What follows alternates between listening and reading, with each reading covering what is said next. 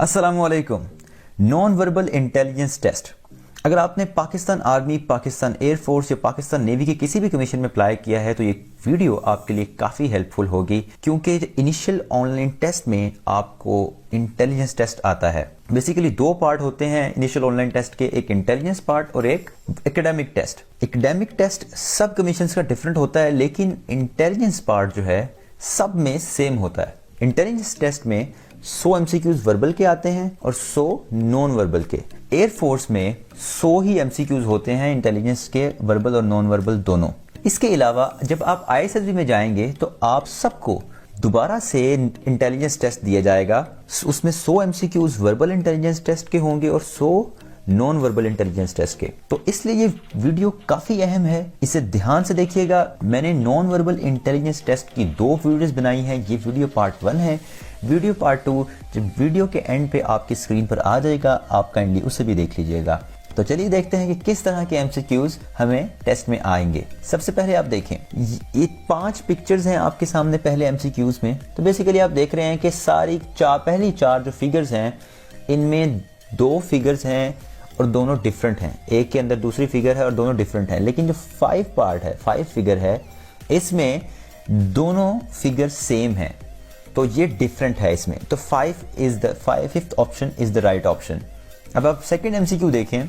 Second MCQ में ये एक पेंसिल नुमा फिगर है जिसके ऊपर एक डॉट सा है, फिल डॉट है, और ये पहले टॉप पे है फिर लेफ्ट पे है। बेसिकली आप पहली 4 फिगर्स में अगर देखें तो ये एक ही डॉट है, लेकिन 5th फिगर में ये 2 डॉट्स हैं। तो ये 5th option is the right option. अब आप थर्ड एमसीक्यू देखें। पहले 4 बॉक्स में एक ही तरह की फिगर्स हैं, 4-4। पहले में ट्रायंगल है, दूसरे में सर्कल है, तीसरे में जो है मल्टीप्लिकेशन का निशान है, 4th बॉक्स में डिवीजन का निशान है। जबकि 5th में 2 हाफ सेमी सर्कल है और 2 फुल सर्कल हैं। तो 5th option is the right option. अब आप 4 एमसीक्यू देखें। 5 की 5 फिगर्स बॉक्सेस में ABC है। पहली फिगर में ABC हॉरिजॉन्टली है, बिल्कुल लेफ्ट टू राइट ABC लिखी हुई है, और दूसरी फिगर में भी लेफ्ट टू राइट ABC लिखी हुई है और हॉरिजॉन्टली है। तीसरी में भी इसी तरह है और 5वीं में भी इसी तरह है। लेकिन 4th में CBA है लेफ्ट टू राइट, और वो भी डायगनली। तो ये वाली जो 4th ऑप्शन है इज द राइट ऑप्शन। अब 5th एमसीक्यू देखें। 5th एमसीक्यू में क्या चीज है कि पहली 4 फिगर्स, पांचों की पांचों फिगर्स में है तो ट्रायंगल ही, लेकिन पहली 4 फिगर्स में सिर्फ 2-2 लाइंस हैं, किसी में वर्टिकल है किसी में डायगोनल। लेकिन 5th फिगर जो है, 5th फिगर में 2 वर्टिकल लाइंस हैं और 2 हॉरिजॉन्टल लाइंस हैं। सो 5th option is the right option, जो कि डिफरेंट है इन सब फिगर्स में से। अब आप 6 एमसीक्यू देखें।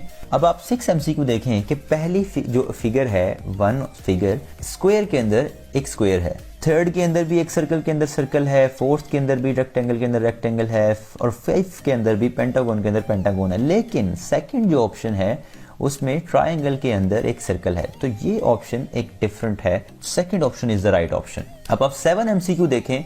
7 एमसीक्यू में ये एक ग्लासेस सी कोई एक फिगर है, एक एरो बना हुआ है, और सब फिगर्स में एक ही एरो है, किसी में अप है किसी में डाउन है। 5th फिगर में 2 एरोज हैं, तो ये डिफरेंट है। सो 5th option is the right option. अब आप 8 एमसीक्यू देखें।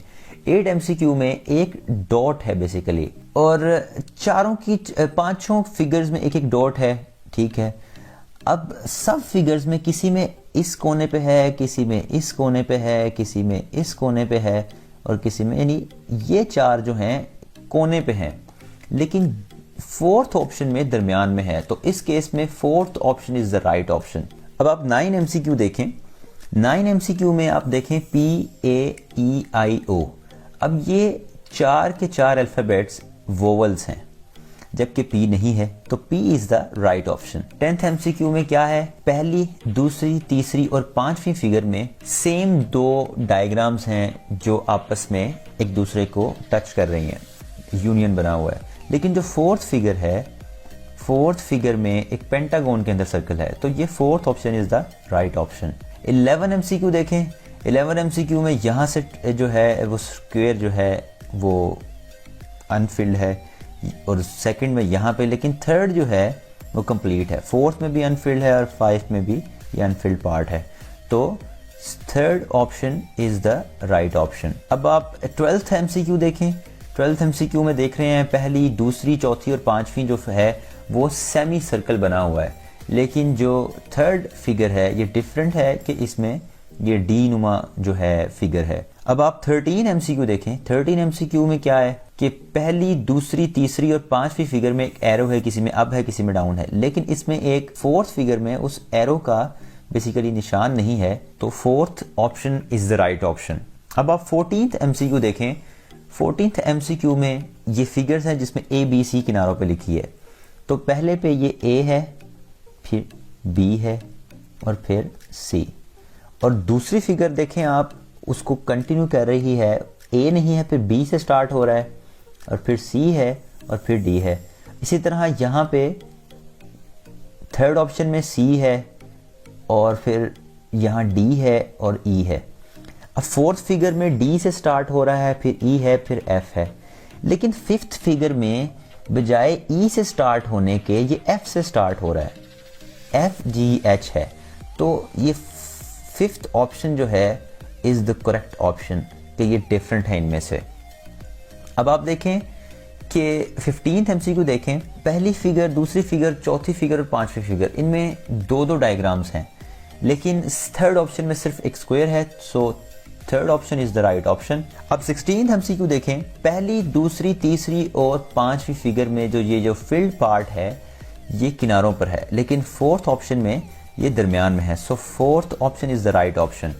अब 17th MCQ देखें। 17th MCQ में पहली, तीसरी, चौथी और पांचवी फिगर में एक डॉट है और ट्रायंगल है, लाइंस भी सेम है, सिर्फ सेकंड ऑप्शन एक ऐसी ऑप्शन है जिसमें वो डॉट नहीं है। अब आप 18th MCQ देखें।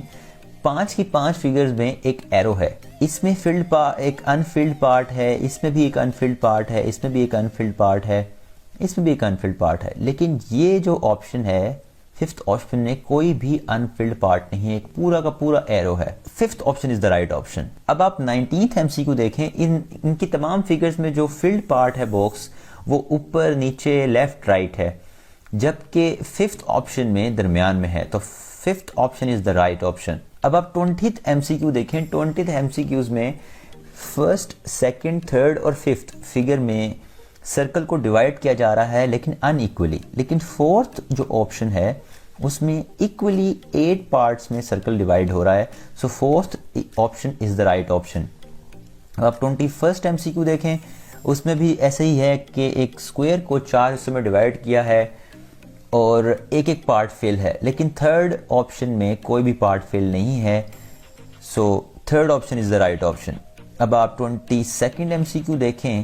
पहली, दूसरी, तीसरी और चौथी सब फिगर्स में जो है कुछ पार्ट अनफिल्ड है, यहाँ पे स्क्वायर का अनफिल्ड पार्ट है, यहाँ पे भी कुछ पार्ट अनफिल्ड है और यहाँ पे भी कुछ पार्ट अनफिल्ड है, तो लेकिन fifth is the right option कि इसमें एक्स तो है सब की तरह, लेकिन पूरा का पूरा सर्कल कंप्लीट है। अब आप 23rd MCQ देखें। वो भी बिल्कुल उसी तरह है कि इसका सिर्फ फिफ्थ ऑप्शन ऐसा है कि जिसमें कंप्लीट स्क्वायर आपके सामने है, बाकी सब में कुछ पार्ट रहता है फिल होने वाला।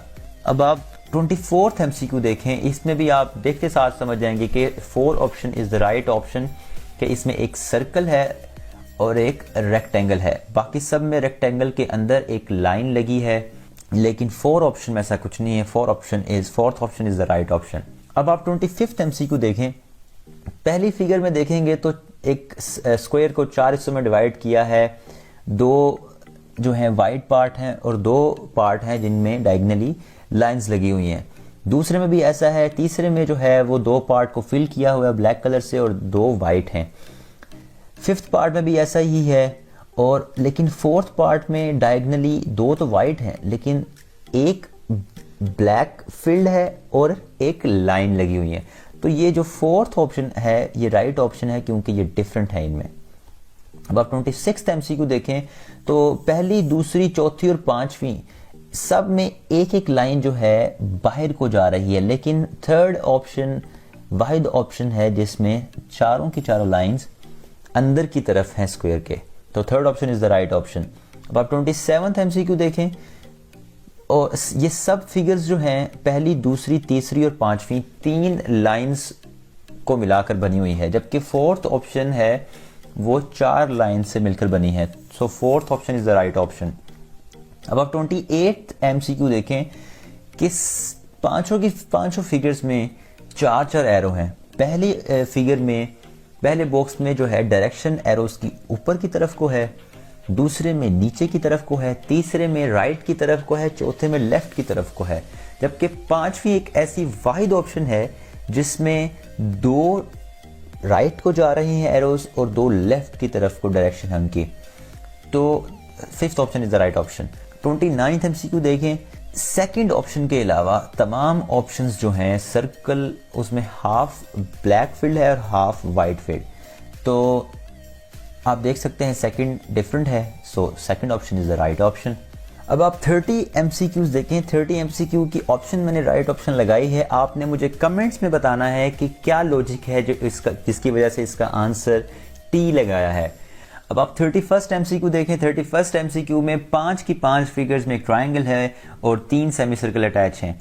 जो पहली 4 फिगर्स हैं उसमें 2 ब्लैक पार्ट हैं, 2 ब्लैक सेमी सर्कल्स हैं और 1 वाइट। लेकिन फिफ्थ जो ऑप्शन है, फिफ्थ ऑप्शन में वो 2 वाइट पार्ट हैं और 1 ब्लैक।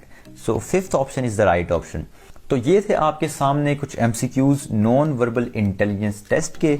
आप में से बहुत से लोग सोच रहे होंगे कि इतने आसान MCQs क्यों हैं ये।